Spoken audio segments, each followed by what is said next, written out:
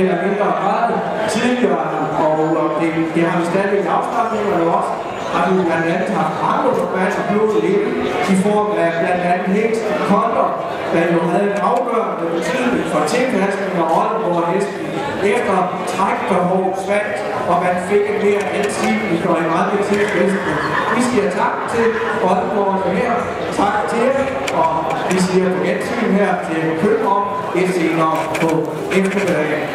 Og imens de lige forlader os, og vi gør stikkelighed, der er omdannelse i særdelsko og takfast respekt og travlbevægelse, modbyrende staver i en sporbevægelse, men er ellers opadgående, der er op ad bakke til den centrale, som vi ønsker det. Hun har fået en maksimal 24 point og er indstillet til jeres konkurrence. Tillykke her og nu, og på gensyn lidt senere i den sammenhæng, altså i forbindelse med jeres konkurrence. Anden placeret er det katalog 309. Det gør Gårds Ida efter Aganos fra Amanda Kold Hans Nørredager. Vi får lige hende her ind i ringen.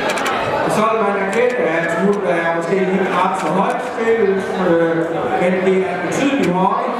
Også her, set på siden i stillestand, kan man strække det rigtig ret flot og synes, at flotte linjer og samtidig er det fint harmoni, god udstråling. Vi har halsen på siden og rigtig springer ud her oven for skulderledet, det vi kalder velandsat hals, en velmarkeret fremværende, og så et flot, muskuløst og harmonisk sammensat kropsstykke. En ret god skridt, mangler måske lidt frihed i skridtet, så vi så hende travlt og taktfast, lige klart så opadgående, så op ad bakke, gående som højt over, men god og takt selvfølgelig velkomne. Og så kan vi se, om fuldbudsapparatet går op. Hvis vi skal følge rækkefølge, så var det nemlig det. Vi tager lige de frisiske heste først. En fin kollektion af friser er det. Vi skal jo et andet sted hen, og vi snakker baggrund på friser. Det er en gammel race, stammer fra Friesland i den nordlige del af Holland. En gammel race er det, og det kan understreges, at vi er mere end 400 år på banen organiseret avl. De har været brugt bredt og vidt omkring. De har været brugt i krig og fred og foran kloven. Det har altid været en alsidig hest, som jeg også var lidt inde på med Oldenborg. Det, der har været kendetegnende for dem igennem tiden, også hvor de har været omløbet mere lidt typemæssigt, har været en meget velrejst forpart. Stor energi, og den store energi omsættes i en meget aktiv travbevægelse med stort afskub og deraf følgende frihed og mulighed for stor lederaktion også i forklædet. De brugsmord, der er bredt under rytter og forhånd. Det har jo igennem rigtig mange år været meget værdsat og elegant kørehest. De er på vej ind på scenen, også internationalt. Hvad angår rideheste, avl, og det er jo primært i dressur, og de gør det rigtig godt. 312 fører an her i boldhopperholdet. Prøv lige at trække hende her ind og skille hende op, og I skritter med de øvrige ude på holdet. Prøv bare at komme herind til 312, så vi lige kan kigge lidt nærmere på hende. Det er en flot roppe, synes jeg, som udgangspunkt Jens V. fra Lotte Ligger Frederiksen i støvring. Prøv at se hende fra siden her, og så vil man jo erkende de her flotte linjer ned igennem kropsstykket og indtil sådan bryder i væsentlig grad. Hun er velrejst og flot. Så er det islandske heste. Stammer jo som navn jo tydeligt angivet fra Island. Det er en hestetype, der har været renavlet i 1000 år. Man regner med, at det var en grundlag for resten fra heste, der blev efterladt af vikinger på Island.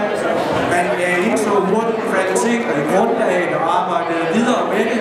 Man lukkede af, og det gjorde man effektivt i form af, at man lavede importforbud af islandske heste, og derfor havde man jo en så tæt lukket kampbog, som de lader sig gøre i praksis. Det er gangartsspecialister, en af de allermest populære hesteracer og typer i Danmark og globalt set. Det, der har gjort dem populære, er den store ydeevne i forhold til størrelse. Og så netop det her med gangartsspecialist, ja, det skal man tage alvorligt og seriøst. De har foruden de 3 grundlæggende gangarme og 2 specielle gear. En behagelig 4-taktet tyngdebevægelse er anvendt i alle tempo, i skov og konkurrence og på højeste niveau. Og den fremadrettede effektive 2-taktede bevægelse og de samtidige ben flyttes samtidig. Det vi kalder pas og flyvende pas, når det går rigtig hurtigt. Vi har 2 repræsentanter på udstillingen. 323 kan godt lige komme herind og vende ind i gang. Det er Randers, og han er fra Louise Hovedskov Pedersen i Østergaard. Ja, det er vigtigt her, at jeg været lidt på det med alder og baghovedet i forhold til vurdering. Randers her, han er altså født, som det fremgår af kataloget, i 1995. Og med det i baghovedet, så er han jo en fin navnsform. Han er betydelig og tilfredsstillende type, lidt dyb, og så ellers er der helt langt skulder og ranke, god muskulatur, en kropsstykke med lidt lignende overlinje, og det hele opstår jo lidt, hvis man ser ham fra siden.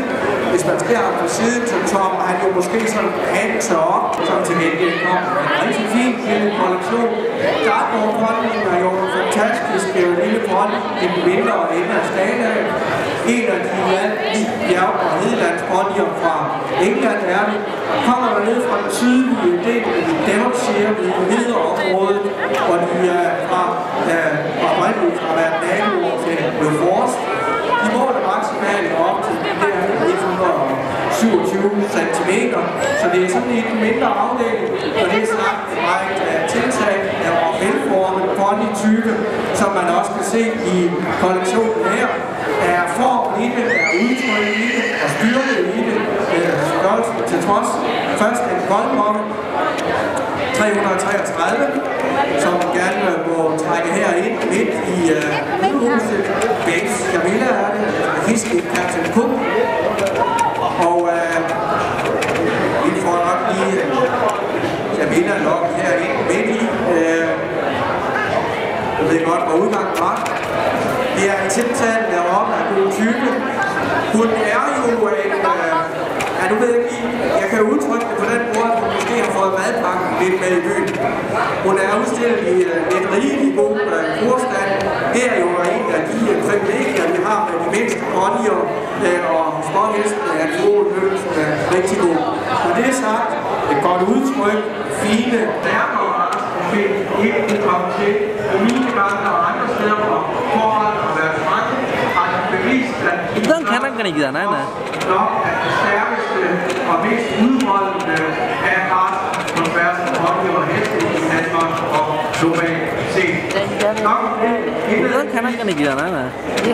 Først er det 342 her, og lige for tid, så skal vi have her ved i ring. Kanon 342, jeg gik og gik derfra i støvet. Han er lige har